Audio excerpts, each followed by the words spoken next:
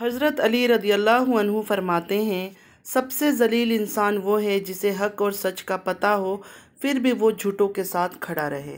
अस्सलामु अलैकुम रहमतुल्लाहि व बरकातुहू। My YouTube friends, welcome back to my channel. Hope कि आप लोग बिल्कुल ठीक ठाक हैं और आप सबकी दुआ से अल्हम्दुलिल्लाह मैं भी ठीक हूँ। और अल्लाह पाक से यही दुआ है कि आप लोग हमेशा सही सलामत रहें, खुश रहें अपने अपने घरों में अपनी फैमिली के साथ। आमीन सुम्मा आमीन। नमाज़ पढ़ा कीजिएगा, नमाज हम पर फ़र्ज़ है।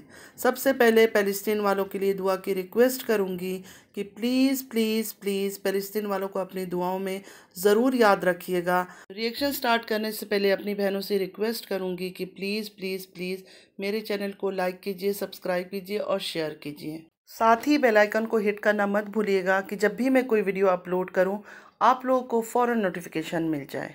चलिए स्टार्ट करते हैं आज का रिएक्शन। सबसे पहले तो अंकल जी के ऊपर बात करेंगे। अंकल जी का चैनल वापस आ गया है और आते ही फिर से वही ड्रामा शुरू हो गया। बेटी के साथ बातें शुरू हो गई, लड़ाई झगड़ा शुरू हो गई, सवालात शुरू हो गए।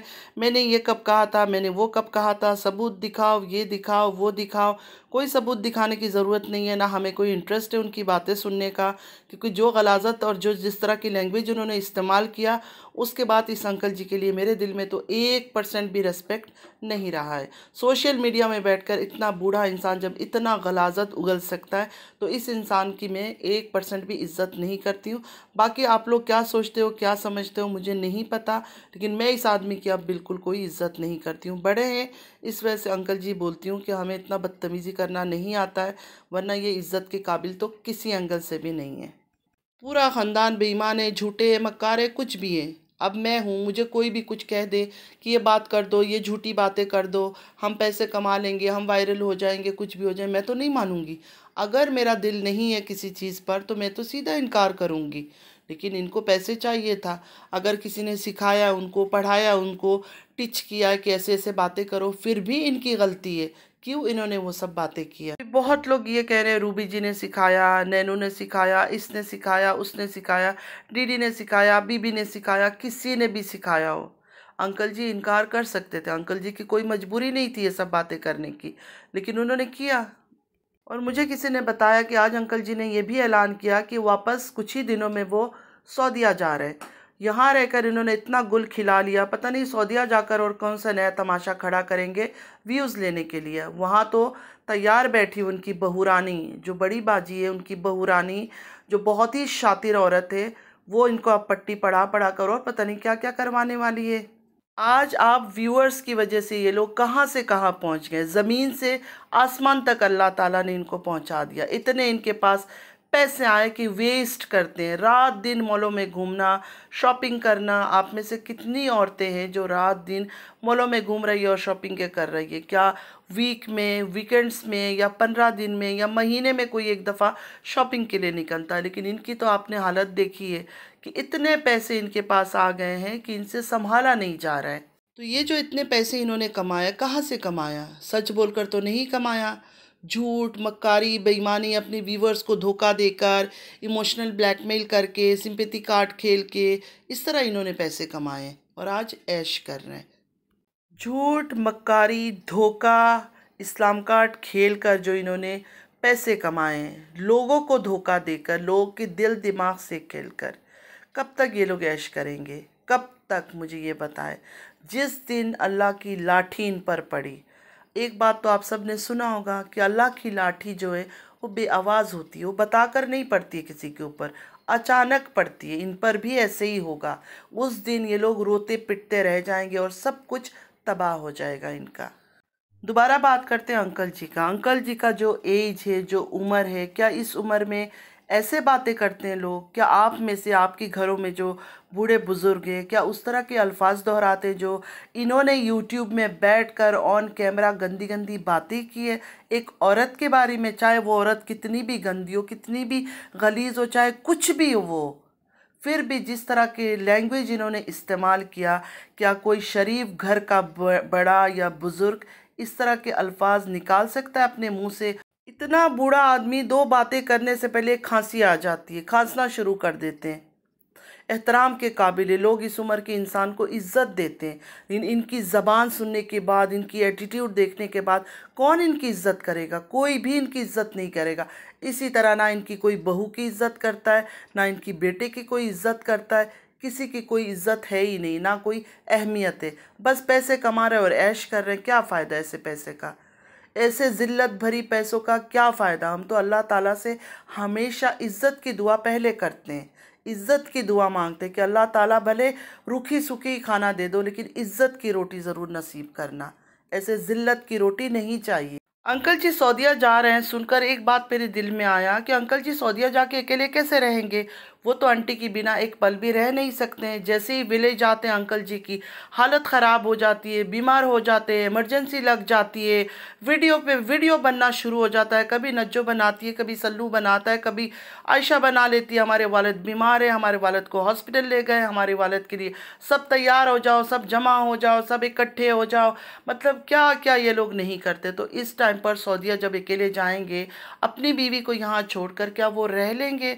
क्योंकि यहाँ तो कराची से अगर विलेज चले जाए तब भी तमाशा होता है, इस्लामाबाद से अगर विलेज आ जाए तब भी तमाशा होता है। तो सऊदीया तो बहुत दूर है, वहाँ जाकर कैसे गुजारा करेंगे अपनी बीवी के बिना? एक बात सुनकर आप सबको हंसी आएगी, यकीन माने मुझे नहीं था पता। मैं समझती थी कि आंटी जी को लोग क्रिटिसाइज़ करके उनका मजाक उड़ाने के लिए बिल्लो बिल्लो बुलाते हैं। अब मुझे पता चला कि सचमुच आंटी का नाम बिल्लो है।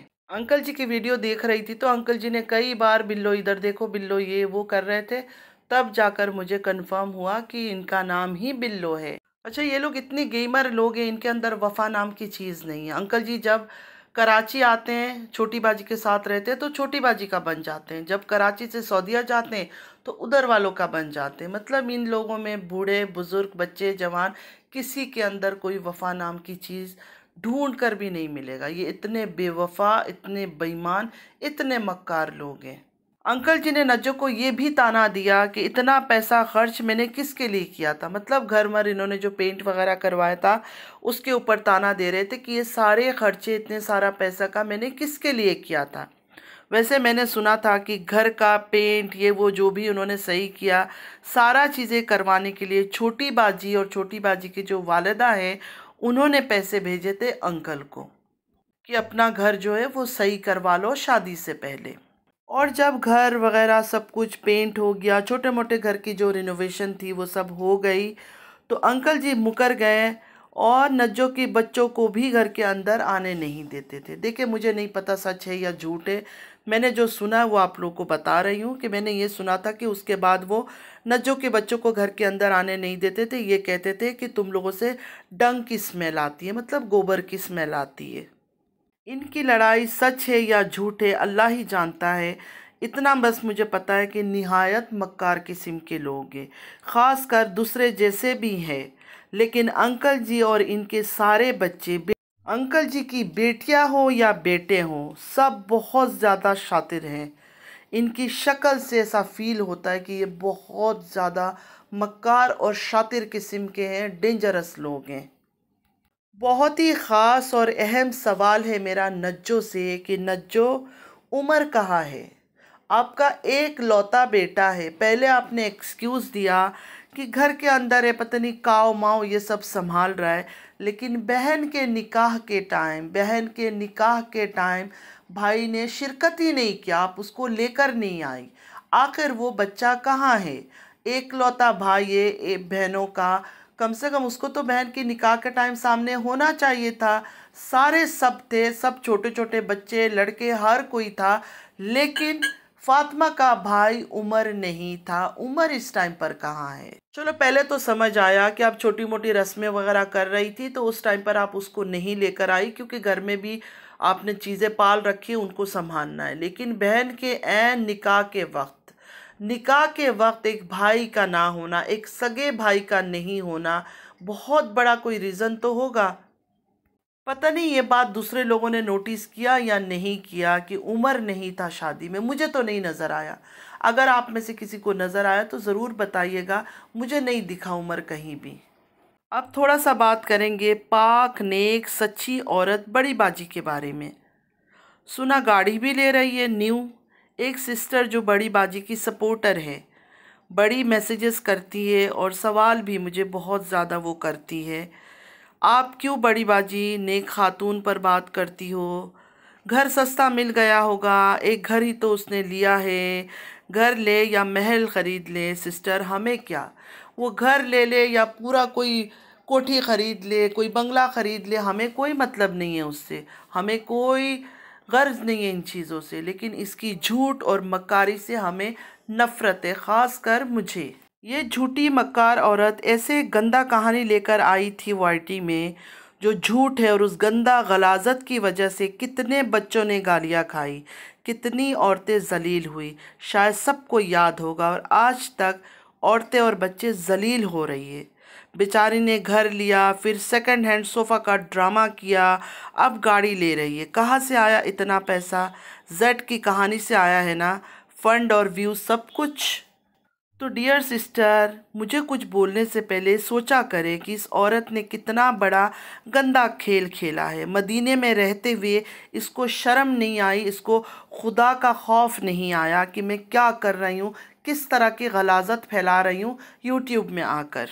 और गालियाँ सिर्फ दूसरे औरतों ने और बच्चों ने नहीं खाया, इसकी अपनी जवान बेटियों पर लोगों ने क्या क्या नहीं कहा, किस तरह की गलाजत किए, और ये चुप करके देखती रही। और जब देखती थी सर से पानी गुजर रहा है, तो अपना वो ख़रीदा हुआ ग़ुलाम जो है अजगर नाम का, उसको लाइवों में बिठा देती थी लोगों के, और वो आकर बकवासियत कर लेता था। खुद ने तो आकर कभी कोई सफाई नहीं दी, किसी को ये नहीं बोला मेरी बेटियों के बारे में बात नहीं करो, कुछ नहीं करो। बस खुद आ जाती थी रोने धोने के लिए, ड्रामा करने के लिए। अब किधर गए सारे ड्रामा? सारे जख्म धुल गए, सारे चीज़ें ख़त्म हो गई, पैसे जो मिल गया, फंड जो मिल गए। ये जो वाईटी में गंदगी लेकर आई थी ना, आप लोग को अब समझ जाना चाहिए। सिर्फ और सिर्फ पैसे कमाने के लिए, फंड लेने के लिए, लोगों को धोखा देने के लिए ट्रक की बत्ती के पीछे लोगों को लगा रखा था। सबूत सबूत सबूत कुछ भी नहीं है इसके पास, इसलिए आज तक इसने दिखाया नहीं है। इतनी एग्रेसिव और इतनी शातिर औरत है ना, अगर इसके पास सच में कुछ होता और इनके बीच कुछ हुआ होता तो इसने दिखा देना था।